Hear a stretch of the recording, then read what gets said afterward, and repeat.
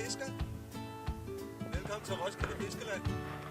Det er stor fiskeweekend for Køge Meditid.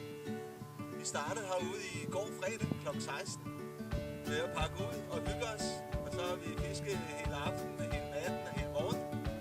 Og her kl. 10 er vi klar til at lave fiskekursus. Her i natten der har vi fået 10 større og 4 karper. Den største karpe på lidt over 8 kilo.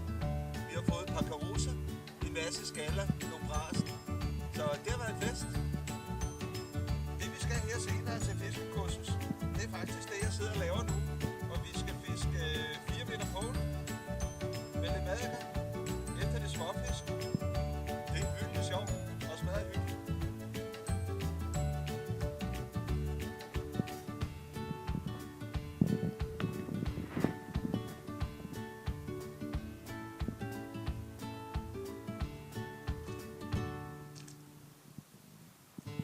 Hvis I har lyst, så kan I komme forbi her kl. 10 i Roskilde Fiskeland.